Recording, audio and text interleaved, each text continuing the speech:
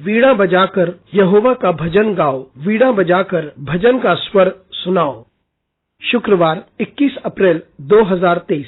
आज के मनन के लिए मैंने आप ही के लिए चुना है 1 कुरिन्थियों अध्याय 3 और उसका 7वां वाक्य। इसलिए ना तो लगाने वाले का कुछ है और ना सींचने वाला, परंतु परमेश्वर जो बढ़ाने वाला है। आपका दिन आशीषित हो। हम जो भी कार्य परमेश्वर की सेवा में करते हैं और उसकी विशेष सेवकाई में करते हैं, उसमें सारी महिमा सिर्फ परमेश्वर की ही है, क्योंकि वही है जो हमारे द्वारा अद्भुत कार्य करता है। आइए इस वाक्य पर मनन करते हैं। आज की सुबह का विषय है सिर्फ परमेश्वर।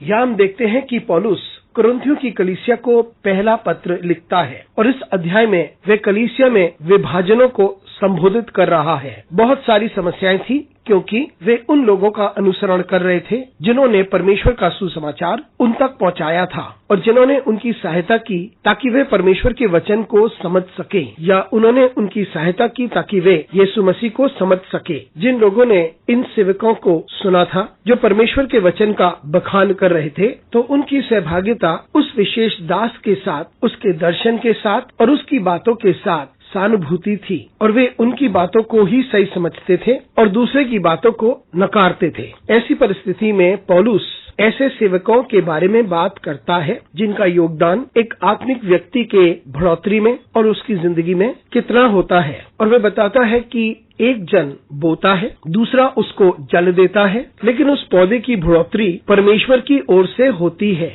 सेवक जो हैं वो उस व्यक्ति के समान हैं जो बोते हैं या जो पानी देकर उसे पोषण देते हैं, लेकिन उस पौधे की बढ़ोतरी परमेश्वर की ओर से ही आती है। मित्रों, ये समझना हम में से प्रत्येक के लिए महत्वपूर्ण है, क्योंकि हम कुछ नहीं हैं और जो कुछ होता है वे प्रभु की वजह से ही होता है। हम सुसमाचार को फैला सकते हैं, लोगों को वचन के बारे में समझा सकते हैं, लेकिन सही बदलाव, सही परिवर्तन जो व्यक्ति में होता है वे सिर्फ परमेश्वर और परमेश्वर की ही ओर से होता है। उसका श्रेय हम में से कोई नहीं ले सकता। मित्रों, आप जो सेवकाई में हैं, मैं आपको संबोधित करता हूं कि हम सभी इस सेवकाई में विभिन्न रूप से लिप्त हैं। हम वे व्यक्ति हो सकते हैं जो बहुतों के विश्वास को और उनकी आत्मिक यात्रा को पौष्टिकता प्रदान करते हैं, और इसका हम श्रेय नहीं ले सकते, क्योंकि परमेश्वर ही उनके हृदय में ये बात डालता है। परमेश्वर ही है जो उसे उन्नति देता है, परमेश्वर ही है जो उसमें फल लेके आता है। हम उसके दास हैं और हम भी जो कुछ करते हैं